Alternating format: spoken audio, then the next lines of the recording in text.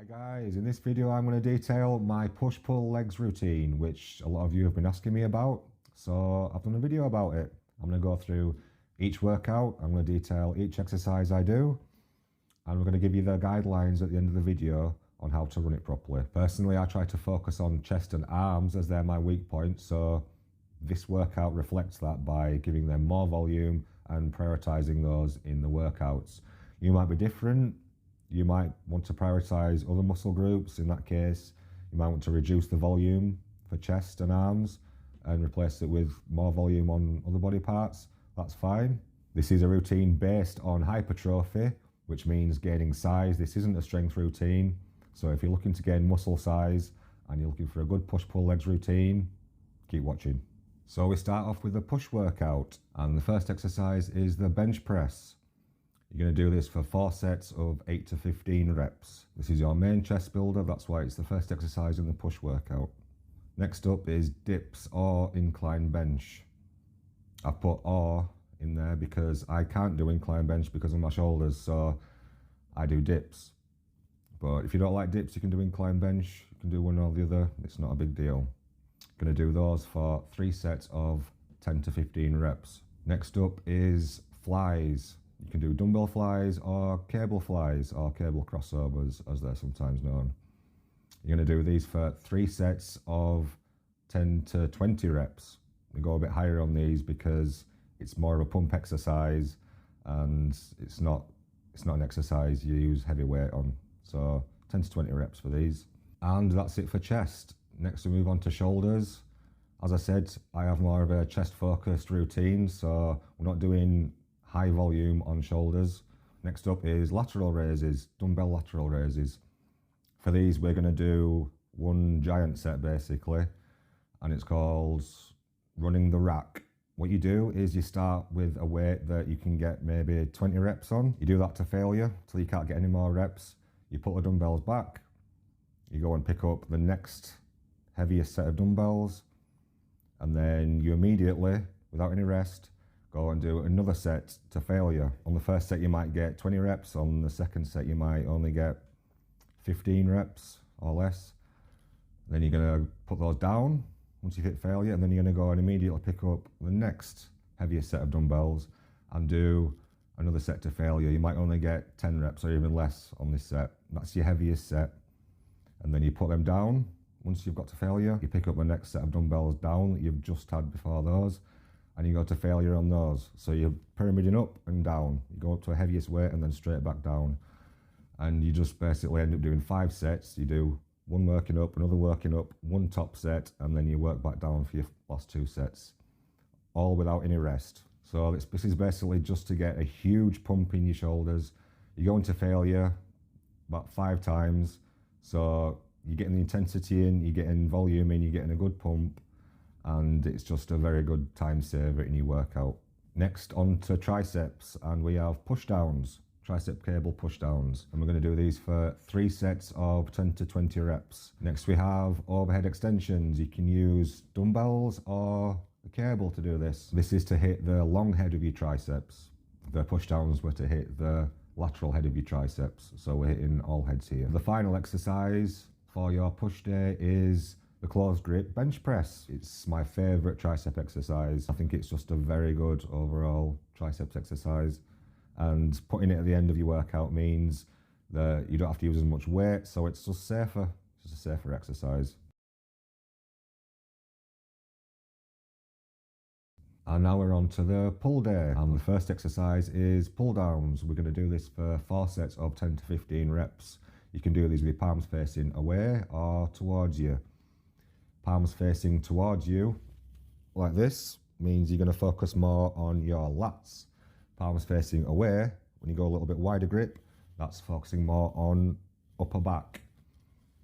So you can mix it up workout to workout. One workout do away, one workout do facing. It just mixes it up a bit, which is always good. Next exercise is cable rows. Seated cable rows. We're going to do these for 3 sets of 8 to 15 reps. Cable rows are a very good exercise for your mid-back. That's a point I really need to work on, so this has always been a staple in my routine. Next up, we have barbell rows. I do them in between completely bent over barbell row style and Yates row style. So sort of that angle, maybe a bit further over, maybe 45 degrees. I find that hits your mid to upper back really well, and it's just a very good overall back builder.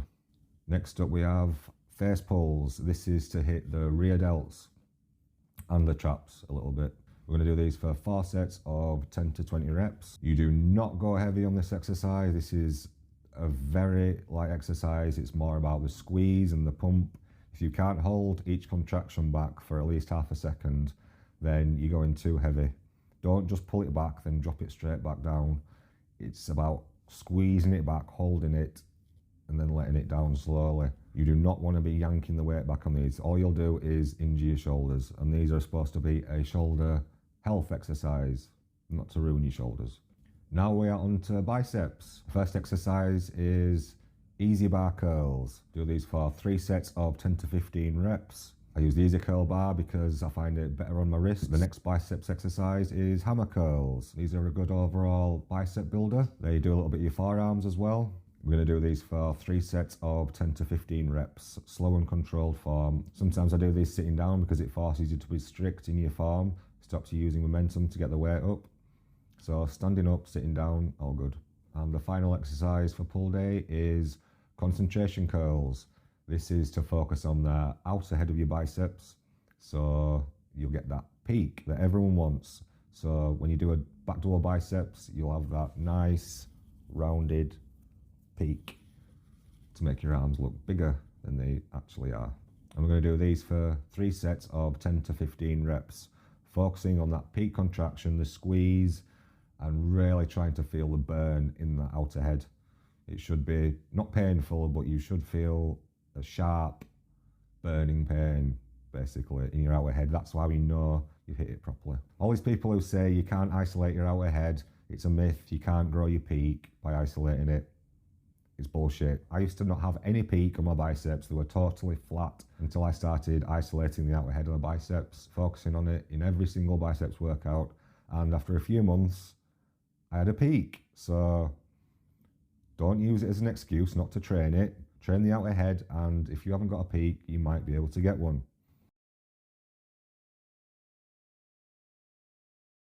Okay, now everyone's favorite workout, it's legs. To start off, we've got squats.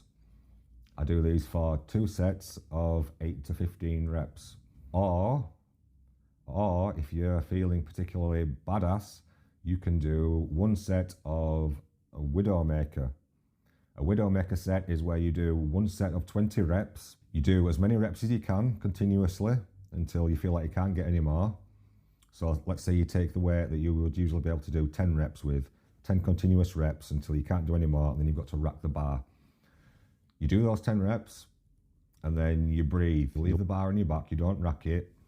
You just have a few breaths, wait a few seconds, and then do another rep or 2 continuously, and then stop, wait, take some breaths, do another rep or 2 together, then wait, take a few more breaths, and you keep going, you keep doing that.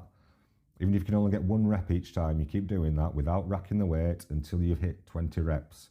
If you can't get 20 reps, you keep doing this each workout until you can hit those 20 reps before you rack the weight. Once you've hit the 20 reps, you up the weight on the bar by the smallest increment you can, and then you repeat the process. You only need to do 1 of these sets to get the benefit. You do not need to do multiple sets per workout of this. It will be very intense and it will fry your legs and maybe your lower back, so that's why you only do 1 of these sets in your workout. But they are very effective and they take a lot of determination and focus and willpower to get through. So if you think you've got that, try them out, but they're not for everybody. Next we have leg press. I do this for 2 sets of 10 to 20 reps. Now you need to make sure you are pushing very close towards failure on the leg press, because something I've noticed about leg press is you can get to where you think you're going to fail and just rest a couple of seconds. You can keep going for quite a few more reps than you thought you had in you. I don't know what it is about the exercise, but your legs will start burning far before you have to stop, because you can't physically get any more reps. So once you get to the point on the leg press where you think I'm done, just wait a few seconds, take your breath and go again without racking the weight. That is how you do the leg press properly, and that's how you get the best out of it. And that's it for the compound exercises on legs. I don't do a lot of compounds for legs because I've got a bad lower back. You might be the same, so this might be a good workout for you. If your lower back is perfectly fine and you want to do more compounds, then you can increase the sets for squats and leg press. I would not do more than one Widowmaker set for squats, and I would not go to failure on more than one set of the leg press. Next up we have lying leg curls or hamstring curls. If you don't have a lying down machine, you can do seated curls, but I don't think they're as good. I don't think you get as good a contraction personally. We're going to do these for 4 sets of 10 to 15 reps, making sure to squeeze at the top of every rep for at least half a second to get the good contraction. Next up is leg extensions. You do these for 4 sets of 10 to 15 reps again. And again, you want to squeeze at the top of each rep, get that good contraction before you let the weight down. Don't just bang through your reps, don't just pound them out. That's not what this is about. That's not how you build muscle. That's for strength. Strength is moving high weight quickly. Well, it's power actually, but it's nothing to do with building size. And last up in the legs workout, we have calf raises. I like to do these lying on my back on a bench under the Smith machine. So it's like an inverted leg press basically, a vertical leg press, but you're just doing your calves. The reason I do this is because I don't like using the calf raise machine with the pads on your knees, because I just don't feel it. I just don't get a good contraction. You might be different. You might like the calf raise machine. So in that case, use that. Use whatever calf machine or calf exercise you feel the best contraction and isolation in your calves with. And you're going to do those for 4 sets of 10 to 20 reps. Go a little bit higher on the reps for calves just because they're a very stubborn muscle, and I think they respond a lot better to higher reps. So now I'm going to go through the guidelines for these workouts, because without guidelines, you still don't really know what you're doing, do you? Right, for your compound exercises, you want to go to failure on 1 set. It can be your first set, or your middle set, your last set. Doesn't really matter, but I like to go to failure on the last set of the exercise, unless it's the first exercise of the workout and I'm testing my strength, which is what I like to do, just to make sure I'm making progress. For each isolation exercise, which means each exercise that uses single joint or a single muscle, you are going to go to failure on every single set, because isolation exercises don't have as much CNS stress, so they're easier to recover from. This means your leg extensions, your leg curls, your biceps, your triceps exercises, apart from your closed grip bench, because that's a multi-joint exercise. Your lateral raises, you're going to failure on every single set. Okay? Failure means you push, you tell your muscles to work, to lift the weight, to contract, and they stop doing what you're telling them to do. They stop. That is what your failure means. So if any of you are having difficulty going to failure, just keep pushing the weight with good form. At some point, it will stop moving when you're telling it to move, and that means you've hit failure. I'm not being a dick by pointing it out like that. I'm just detailing exactly what failure is, because a lot of people don't train very hard or intensely at all, and that's the main reason most people don't make progress. So you need to be pushing yourself on every single set.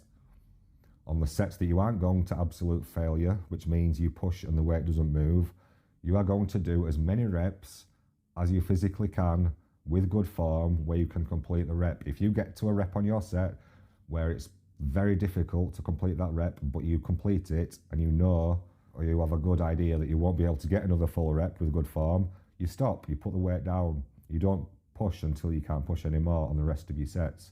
That is only 1 set in each exercise.